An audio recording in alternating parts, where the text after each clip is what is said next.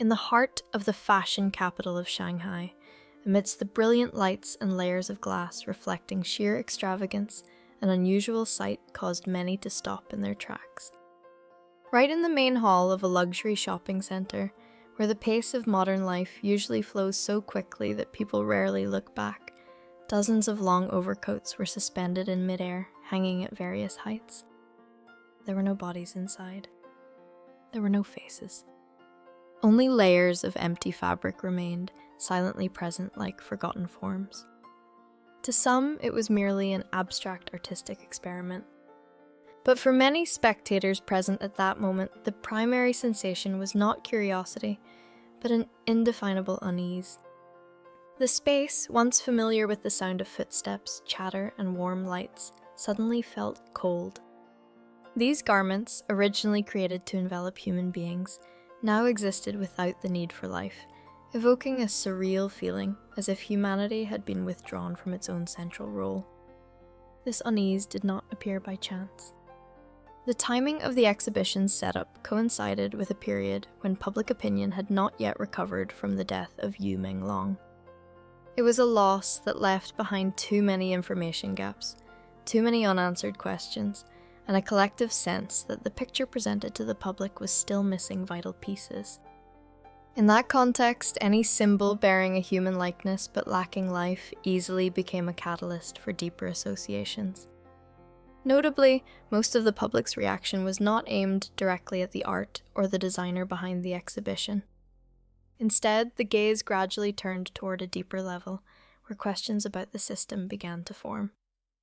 An entertainment system long accustomed to glamour, tight image control, and prepackaged narratives. A system where humans are sometimes perceived as products, and personal emotions can become elements that must be hidden to maintain general stability. The death of Yu Menglong in that context was not viewed merely as the passing of an individual. It became a point of intersection for many silent anxieties, the invisible pressure placed upon artists, the prolonged silence from involved parties, and the feeling that there were things left unsaid at the right time. When official information was insufficient to fill the emotional voids, the public began to search for order within the chaos, connecting fragmented images into a more continuous story in their own minds. From this point, a major question gradually emerged. Were those empty coats merely art, or were they inadvertently reflecting a more disturbing reality where humans can be forgotten within the very industry that creates their radiance? And as the stage lights continue to shine, how many stories behind them are being left in the darkness, waiting for someone with enough patience to listen? When those empty overcoats appeared in the grand hall, the public reaction was not merely discomfort at a strange image. Deep down, it was a familiar psychological reflex of human beings when facing symbols that possess a familiar form but lack life. In the collective consciousness, clothing is inherently tied to the body and to the presence of a specific individual. When that shell exists independently, it's no longer a utility, it becomes a sign of absence. And it is precisely that absence that creates a sense of unease. Crowd psychology shows that, during periods of emotional instability, humans tend to be more sensitive to ambiguous symbols. An image that would be ordinary at another time can be perceived completely differently when it appears immediately following a tragedy that has not been adequately explained. The death of Yu Menglong left behind such a void. This was not because the public held too much information, but on the contrary, because they sensed a deficiency. Brief announcements and procedural explanations were not enough to close the story in the minds of those who had followed him for many years. In that context, the exhibition of unoccupied coats became a point of convergence between art and collective memory. It did not create fear from the image itself, but from what that image evoked. For many, it was an association with a person who had vanished from the public space, leaving behind roles, appearances, and a prolonged silence. When memory has not yet settled, any image characterized by absence is easily linked to a sense of loss. This explains why the public's reaction was not momentary.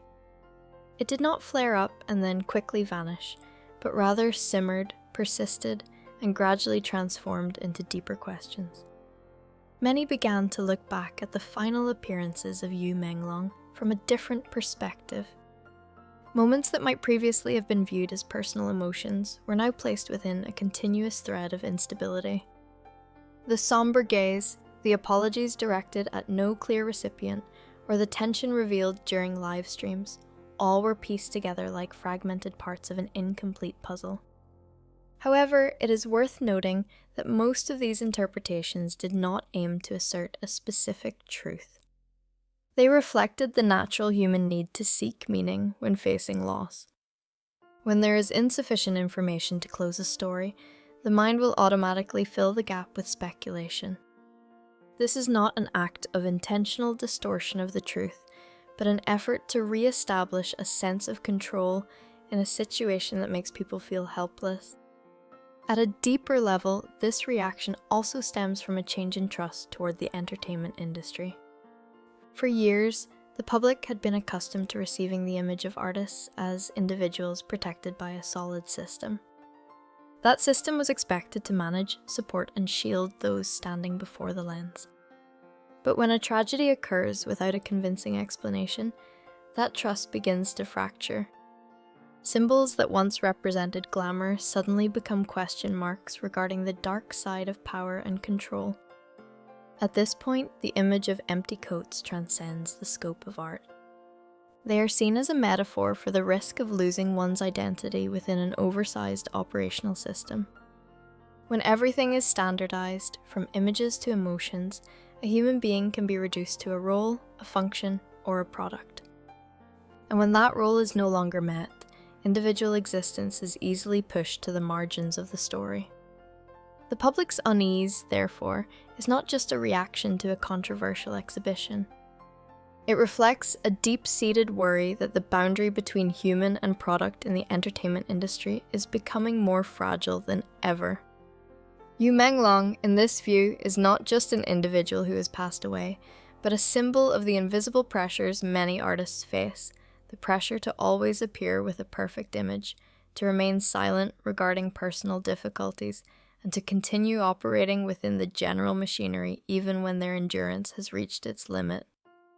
At this stage of the story, no accusations have been made, nor have any conclusions been established. What exists most clearly is the sense that there is a large gap between what the public knows and what might have happened behind the scenes. It is precisely this gap that nurtures suspicion, causing every related symbol to be scrutinized under the light of loss and insecurity. While those initial suspicions were still lingering in the air, social media quickly became the place where all emotions were pushed to their highest levels.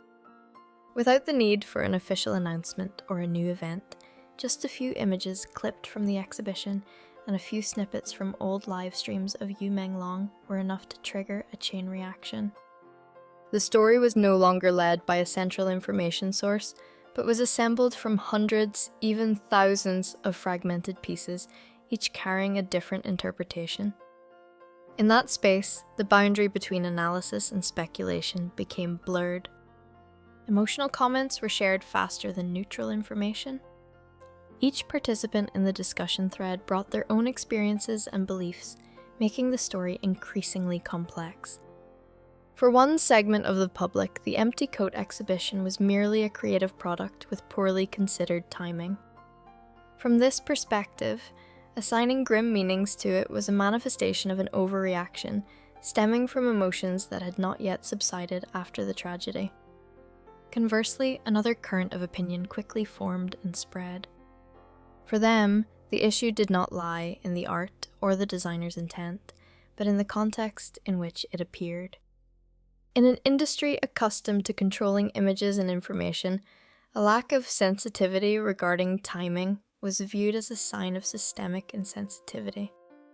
Those holding this view did not assert that the exhibition was directly related to Yu Menglong, but they argued that it reflected a disturbing reality. Human beings can be turned into props in narratives constructed for greater interests. This division existed not only at the level of opinion, but also affected how the public looked back at old details.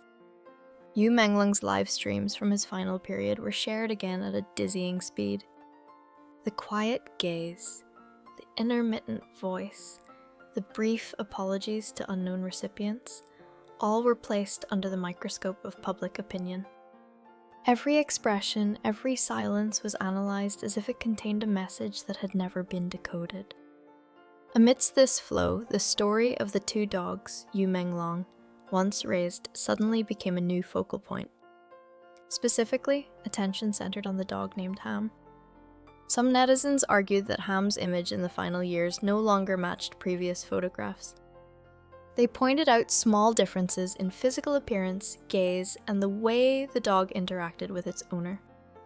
These seemingly trivial details were quickly connected into a larger hypothesis about loss and replacement.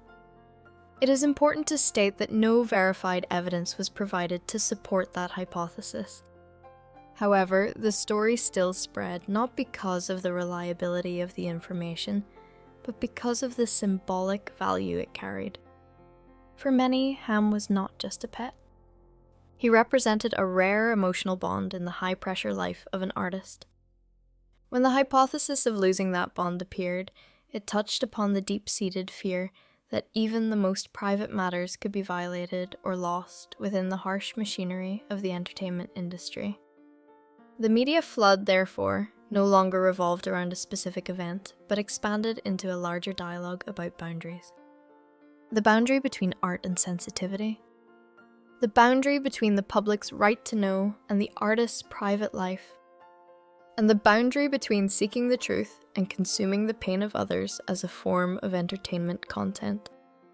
In that process, many began to wonder if their own participation, regardless of the purpose, was inadvertently contributing to the aggravation of wounds that already existed. Management companies and involved parties were placed in a difficult position. Silence, which was once seen as a safe strategy in crisis management, was this time perceived as a sign of evasion. But even when they spoke out, every statement faced skepticism from a public that had gradually lost faith. In a media environment where the speed of dissemination far outpaces the ability to verify, any gap was quickly filled by speculation. By this time, the story had transcended the scope of Yu Menglong as an individual. It became a test of how society reacts to tragedy in the digital age. When information is constantly clipped and reinterpreted, the ability to control the narrative is almost non-existent. And in that chaos, a collective feeling gradually formed. The problem might not lie in a single event, but in how the entire system allows such media waves to sweep away every fragile boundary. When the story had moved beyond the scope of an individual, public attention gradually shifted toward the operational structures standing behind the lights. The prolonged controversies no longer revolved around right or wrong, but delved deep into the feeling that something systemic had allowed similar tragedies to exist without leaving clear answers. At that time, signs of fracture within the entertainment industry began to be viewed as parts of the same larger picture. During the same period that the public questioned the death of Yu Menglong, information regarding the decline of many major media corporations also appeared more densely. Financial reports showing losses, mounting debts, emergency restructurings, and pressure from shareholders became familiar news. For the public, this coincidence in timing was not viewed merely as accidental. It reinforced the feeling that a growth model based on centralized power and absolute control was entering a phase where its dark side was being exposed. When a system faces a crisis, the weakest links are usually the first to bear the consequences. In the entertainment industry, artists are the most vulnerable individuals. They are the ones who carry the image, carry the emotions, and directly face the public, yet they rarely have full control over their own narrative. Long-term contracts, strict confidentiality clauses, and an almost absolute dependence on management companies make the boundary between career and private life more fragile than ever. From this perspective, the death of Yu Menglong was no longer viewed as an isolated incident. It was placed in the broader context of a system where stability and profit are often prioritized over listening to signs of instability from within.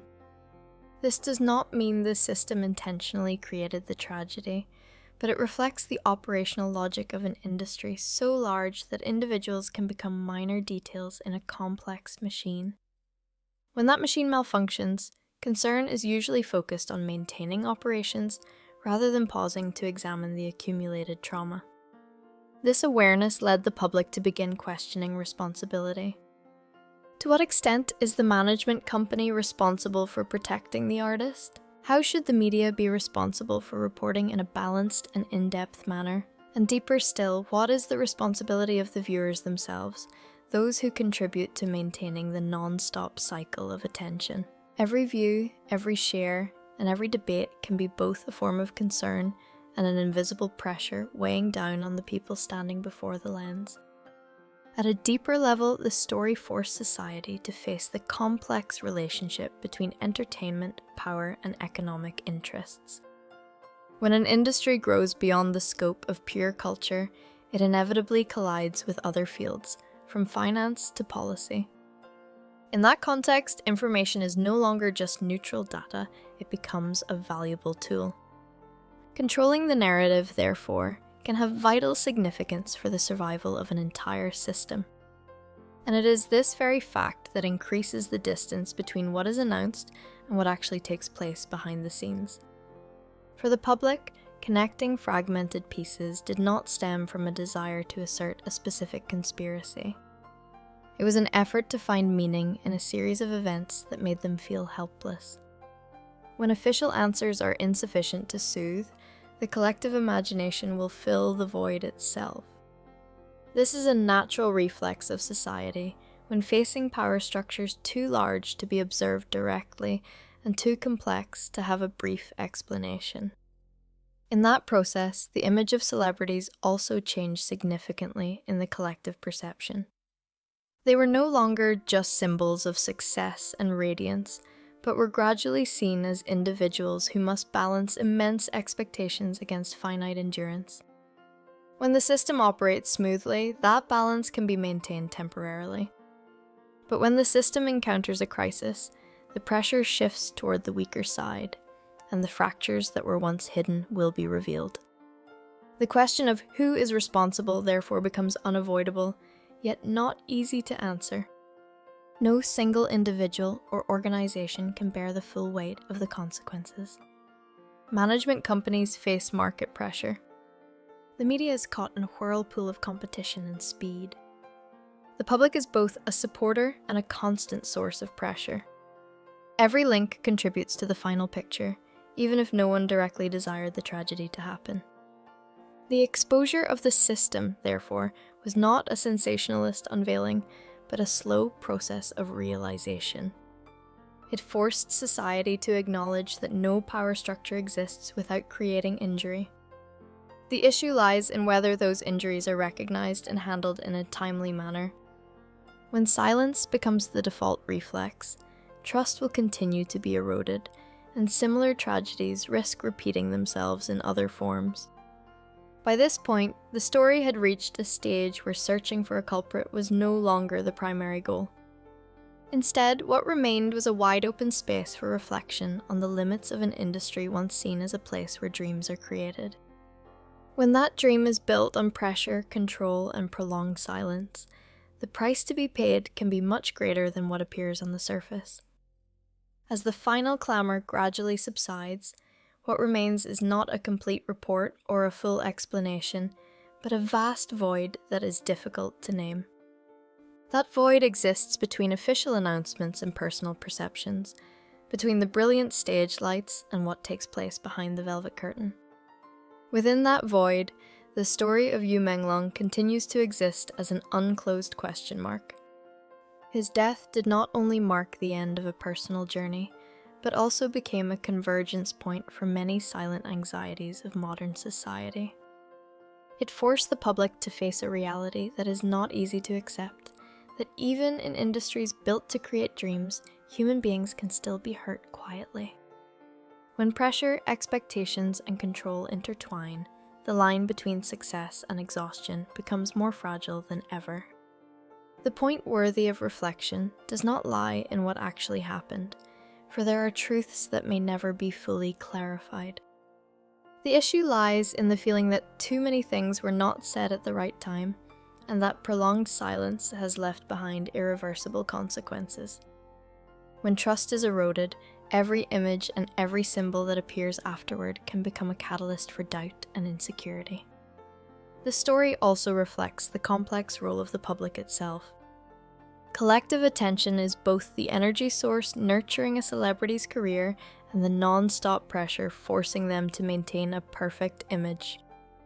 In the digital age, where every moment can be recorded and spread, the boundary between concern and intrusion becomes difficult to define. This raises questions about collective responsibility, the responsibility of the system, of the media, and of every individual participating in the flow of information.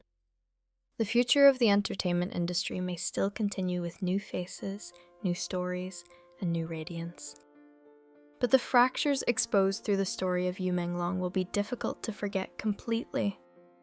They exist as a reminder that behind every carefully constructed image is a human being with emotional limits and finite endurance. When those limits are not respected, the price to be paid can far exceed what is shown on the surface. Perhaps the most important thing this story leaves behind is not a conclusion, but an invitation to reflect. To reflect on how we consume the stories of others. To reflect on whether empathy is keeping pace with the speed of information dissemination. And to reflect on the possibility of building an entertainment environment where transparency and humanity are not just slogans, but the actual foundation. When the lights go out and attention shifts to other stories, the most precious thing is perhaps not fame or achievement, but how humans have treated one another in their most fragile moments. The story of Yu Menglong, therefore, does not close as a solitary tragedy, but as a quiet reminder that behind all the glamour, human beings still need to be seen, first and foremost, as human beings.